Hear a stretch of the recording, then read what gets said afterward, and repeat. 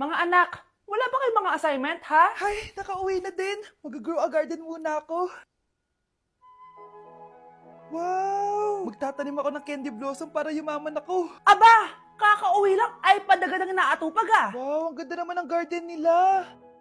Hindi ako papatalo. Maglalaro ka din yan? Gaya-gaya ka. Mas maganda naman yung garden ko kesa sa'yo. Ah, ganon. Wait lang. Nakakainis ka! Ninakaw mo yung mga fruits ko! Mas mayaman na ako sa'yo ngayon. Nascam ako! Ayun na nga ba yung sinasabi ko eh. Manda kayong dalawa sa akin, ha? Kukunin ko muna to. Mag-aaway pa ka sa grow a garden na yan. Ba't di kaya kayo mag-grow a garden sa labas? Ayan ang grow a garden na gusto ko. Kung gusto nyo pa bumalik to, tapusin nyo yan, ha? Ah, sige po, Nay.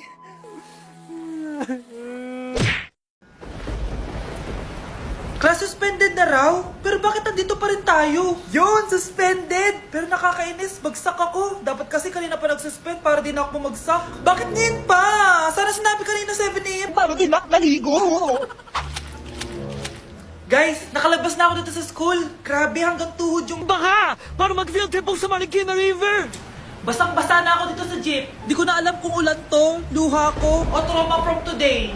Grabe, di pa ako makalabas dito sa building. Legit, may lifeguard ba sa gate 3? Ditch sinata to eh! Grabe, ang lakas talaga. Magpapasundo na ako kay mama. Sana may signal pa siya sa bagyong to. Umulan ba?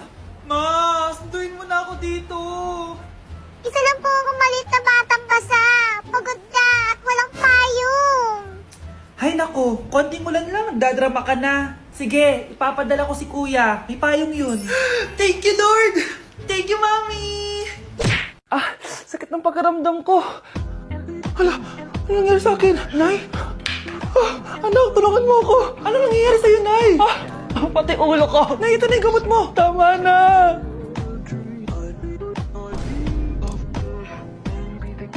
Kala ko naman na paano ka na, Nay? Kaka-tiktok mo yan eh. Aba bakit? Ikaw lang ba pwedeng gumawa ng mga uso? Parang gusto ko rin gawin yan, Nay. Tara.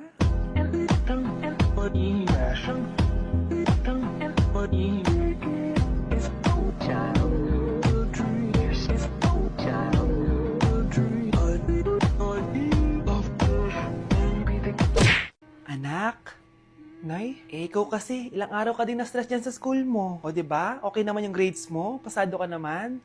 Huwag ka masyado ma-pressure, anak. Di naman kita pina-pressure. Ang importante lang naman sa akin, gawin mo lang ang best mo. Gusto ko mag-enjoy ka sa buhay mo, anak, ha? I love you. Aw, I love you, Nay. Welcome, BFF, sa ating yearly exchange gifts. Sa wakas na tuloy, inaabangan ko talaga to. Ako din, excited na ako sa makukuha ko. So, sino gusto mauna? Ako na mauna, dahil ako naman ang pinakamaganda dito. Ang nabunot ko ay si Samantha. O, eto, Bes. Ano kaya to? Ano to, Bes? Tawas yan, Bes. Kailangan mo yan. Dahil nakakapanghinay ang amoy mo. Oh, Samantha, sino nabunot mo? Ang nabunot ko ay si Scarlett. Ano kaya to? Bakit toothpaste at toothbrush to? Bes, kailangan mo yan at kailangan din namin yan kasi naamoy pa namin yung last week mo na ulam. Mga hayop. O sige, ako na. O, ang nabunot ko ay si Cheska. O, di ka nalugi dito ah. Wow, Bes, ang dami nito ah. Nabili ko lahat yan sa Shopee Choice. Binilang kita ng charger cord kasi palagi mo nawawala yung sayo, te. 69 pesos lang to. Oh, selfie stick with flashlight. Di ba mahilig ka mag-video-video? 188 pesos lang to. Oh, tinted lip balm para magmukha kang fresh kahit di ka nag-toothbrush. 87 pesos lang to.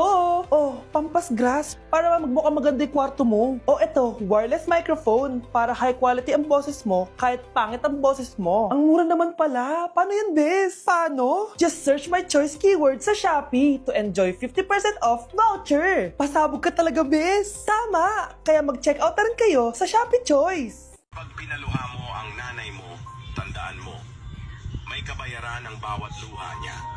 Isipin mo ito, noong maliit ka pa, ilang beses ka bang umiyak sa gabi? Ilang beses kang nagkasakit at nag-alala siya?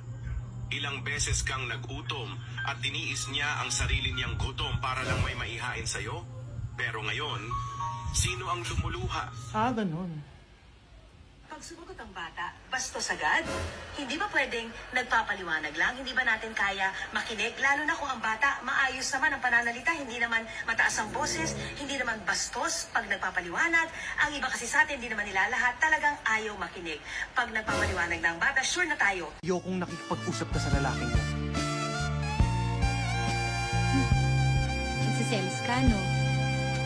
Mali man ang ikaw ay ibigin ko. Anak, ano naman yung ginagawa mo? Hulaan ko. Uso na naman yan, no? Oo, Nay. Uso to ngayon si Shrek. Ang cute niya kasi. Talagang juwang-juwa ka na, no? Eto na lang si Badong yung juwain mo. Hi, Scarlett. Wag na lang magjowa, Nay. Mas pipiliin ko pa si Shrek kesa dyan, no? Arte nito. Oh, bakit may pera na naman dito? Pinamigay ko na ibang pera kahapon, Kakainis naman. Ma'am, may delivery po kayo. Oh, ano to? Pera na naman? Diyos ko, ayoko neto. Sa'yo na lang, kuya. Ayoko din po niyan, ma'am. Sa iba niyo na lang po ibigay. Sige na po. Ano ba yan? Ang dami ko ng pera eh. Nay, bakit 300,000 na naman yung binigay mong baon sa akin? Hindi ko pa nga nagagastos yung baon ko last week eh. Tapos binilan mo pa ako ng bagong iPhone at iPad. Bawasan mo yung baon ko, ha? Nakakainis ka. Huwag ka na magreklamo. Ang dami na nga natin pera eh. O, eto pa. Hindi ko na alam kung saan ko gagastusin to eh. Ay, naku. Padala kasi na padala ng pera eh. Tapon ko na lang to. Congrats, ma'am! Kayo po ang grand winner ng 5 million pesos! Ano ba yan? Pera na naman. Pwede ba hindi ko tanggapin yan? Dami ko ng pera eh. Ay, bawal na po namin kunin to, ma'am. Sa'yo na po to. Congrats po ulit. Ba't pa ako nagising? Sana ganun na lang yung problema ko. Good morning, class! Good mood si ma'am ngayon na. Sana good mood lang siya gang mamaya. Bago tayo mag-start, mag-pray muna tayo, okay? Sino gusto mag-lead? Di ako marunong niyan. Ikaw na lang. Lalo na ako. Di nga ako sumisimba eh. Wala. Pag walang pumunta sa harap, lahat kayo ia-absent ko! Bes, ikaw na lang.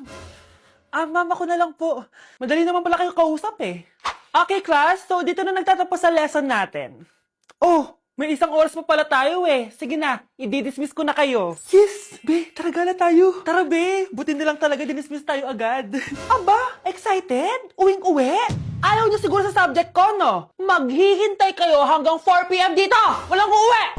Grabe naman yung mood swing ni ma'am. Nakakainis. I love you too. Okay, class. Dahil good mood ako today, hindi tuloy ang quiz at lesson natin. Ay, salamat. Magagawa ko na yung assignment ko sa math. Bes, pakopya naman ako niyan. Aba! Sino nagsabi sa inyo na pwede kayo gumawa ng assignment sa ibang subject, ha? Ma'am, talagang sinisira niyo mood ko, ha? Lahat kayo bagsak sa quiz! Excuse me, Ma'am Reyes? Bakit mo tinatakot ang mga anak ko? Ma'am, hindi sila matututo kung hindi ko sila tatakutin. Hindi mo kailangan takutin ng mga bata. Kausapin mo sila na maayos. Tama. Tayo ang pangalawa nilang magulang. Dapat maging safe sila sa atin. Gusto mo bang maalala ka nila sa mga pananakot mo? Facts, ma'am. Umayos ka na, ha? Kung ayaw mong isumbong kita sa principal. Deserve. Ganda nito. Sana maging successful yung pagbebenta ko ng damit noon, ha? Mahal, ang dami nating ibebenta mamaya. Manifest natin na makabenta kayo, Nay, para makaahon na tayo sa kahirapan.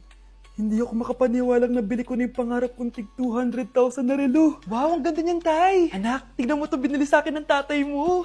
Diba ang ganda? Hala, di ba mahal yan, Nay? Mas mahal pa to sa bahay ng kapitbahay natin, no? Magbebenta ulit kami mamaya para mas marami tayong pera. Anak, binilang kita ng kotse. Gamitin mo to pag pupunta ka ng school, ha? Ha? Tay, di ko naman po kailangan ng kotse. Kaya ko naman po mag-commute.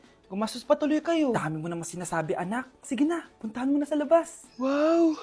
May sarili na akong sasakyan. Wow, ang ganda naman ng bagong kotse mo, Scarlett. Salamat po. Hindi ka ba nagtataka, Scarlett, kung bakit ang bilis niyong yumaman? Galing yun sa pagbebenta ng damit nila, nanay. Ang dami na nga nilang mamahaling gamit ngayon eh. Sure ka ba? Na damit lang ang tinitinda nila? Nay, bumabagabag talaga sa isip ko kung bakit ang bilis nating yumaman. Ano ba talaga binibenta nyo ni tatay? Ano ka ba, anak? Malaki talagang kita sa pagbebenta ng damit. Pero, Nay, wala nang pero-pero. Hindi ka ba masaya, anak? Na mayaman na tayo? Na nabibili natin lahat ng gusto natin? Sige na, mag-aayos pa ako ng benta ko. Mahal, nakauwi ka na ba?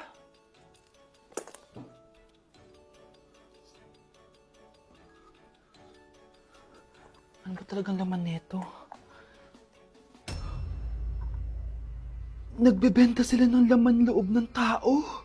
Wow, sobrang ganda, mahal. Buti naman nagustuhan mo, mahal.